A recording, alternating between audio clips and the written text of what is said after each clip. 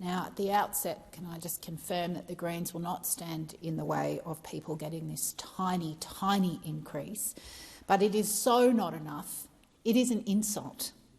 This bill would increase the Jobseeker rate by $2.85 a day, and after you add indexation, it works out to be about $4 a day, which is woefully inadequate in a cost of living crisis and in a housing crisis.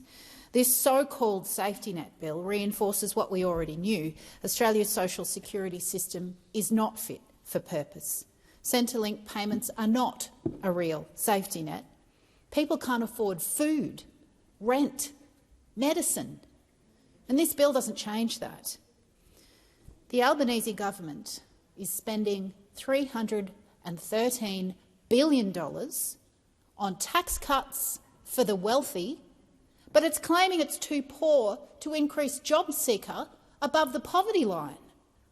In a wealthy country like ours, there is absolutely no excuse for keeping the income support below the poverty line. It certainly doesn't help people get jobs, and it condemns them to a life of poverty.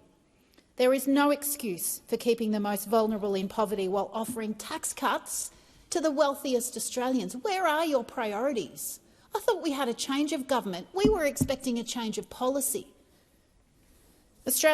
Labor promised in opposition that no one would be left behind, but this bill leaves people behind. It leaves young people, students, renters, disabled people, women and people relying on income support. It leaves them so far behind. Labor has the power to help people, but it's choosing not to. 1 in 8 people in Australia live in poverty, according to the latest figures from the Australian Council of Social Services, or ACOS, and it's more than 1 in 6 children. Households where women are the main income earner experience twice the level of poverty as those where a male is the main income earner. And there are 300,000 single mums who rely on Centrelink as their main source of income. Now, we know that women make up more than 60% of those relying on the lowest income support payments. We also know that women and girls make up more than 60% of clients of homelessness services this year and last year. We know that rental prices are skyrocketing, and we've just seen the biggest quarterly increase in rents in 35 years. And we know that the fastest growing group of people who are at risk of homelessness are women over the age of 45. It used to be over the age of 55 before COVID, and now it's over the age of 45. Across the country, people are living in tents and cars if they have one. Children living in tents and cars. Now, as a women's spokesperson for the Greens, we also know that these risks are compounded for women and children who are trying to leave abusive relationships. Women are given an impossible choice: stay in an unsafe home or leave and put themselves and their kids at the mercy of a system of inadequate support, stretched DV services, housing shortages and punitive income tests. Professor Anne Summers undertook one of the most comprehensive studies on the interrelationship of poverty and violence, and she found that a lack of money and financial support was a significant reason why women were unable to leave their violent partner. Condemning women to stay in violent relationships because of a lack of a decent rate of income support and a lack of investment in housing is indefensible. It risks the continuation and possible escalation of violence, social stigma, the loss of independence and agency, and the very life of the woman. That study by Professor Summers also found that many women who temporarily left violent relationships returned because they had no money. Painfully, returning to their violent partner seemed a better choice than being homeless and trying to survive in poverty. Now, the Albanese government policy through the current national plan to reduce violence against women and their children is meant to be to encourage and support women to leave violent relationships. But continuing welfare measures that are below the poverty line ensures that as many as half the women who are able to choose to leave violent relationships end up in poverty.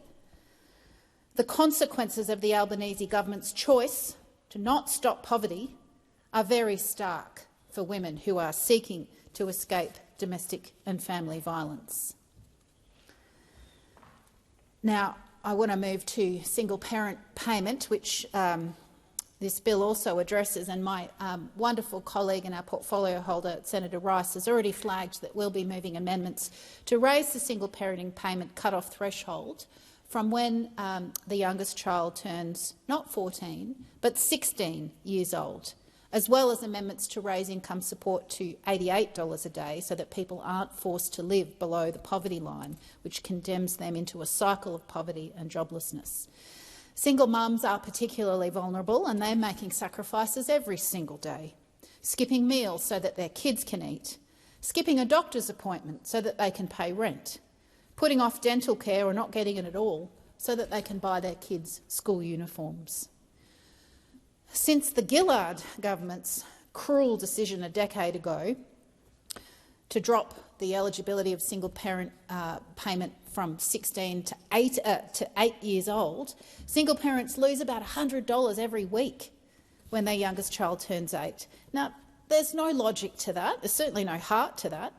This is just an arbitrary cut-off that makes life harder for single mums and their kids.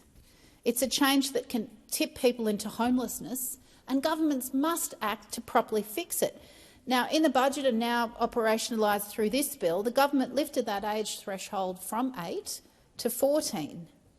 But I note that the Women's Economic Equality Task Force, another government body that the government is sadly ignoring the advice of when it comes to matters of poverty and need, they said it should be 16.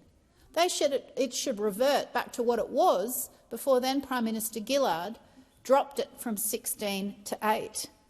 It is an arbitrary cut-off that fails to recognise the costs that single parents are facing when they're raising young adults. Now, the government contended that by age 14 children are reasonably settled into high school, but there was no rigorous analysis of the expense involved in raising high school children.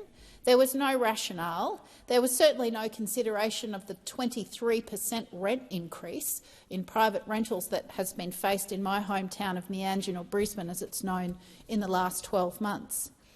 The government just contended it was responsible budgeting.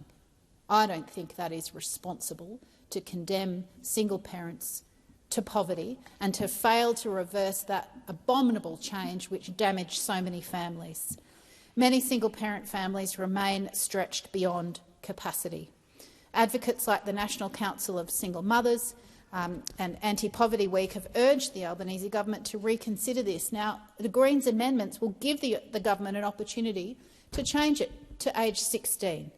The government should support that amendment of the eligibility being raised to 16, not 14, as the Women's Economic Equality Task Force recommended and as single parents and single mums in particular around the country are begging for. Now, I also note that the government has been ignoring, despite correspondence from Senator Rice, from myself and I believe also from the crossbench, they've failed to provide for those families that fall through the gap if their child turned 8 after 30 June, but before the changes to lift it to 14 kick in September. For those families, that's now up to 3 months of being dropped down to a payment that is clearly inadequate to meet their needs. It's 3 months where they will struggle even more to get food on the table, to buy school uniforms, to pay the rent. The government must do something to support these families and prevent them from falling into poverty and homelessness. Why are you not fixing that? You can't expect people to be $100 worse off every week in this cost of living and inflation crisis for 3 months just because you can't be bothered changing the commencement date on a provision. It's a stroke of a pen situation that you could fix this in, and I urge the government to support that amendment to close that 3-month gap. Labor's so-called safety net bill does not do enough for those who need the safety net the most. Anglicare's 2023 rental affordability snapshot of over 45,000 rentals found that 0% of rentals were affordable for a single person on Jobseeker. And the tiny increase in the base rate and Commonwealth rent assistance that this bill will provide, that tiny increase, will do nothing to change that situation. In fact, Anglicare found that it would make one additional home across the whole country affordable for a person on Jobseeker. One additional home. I'm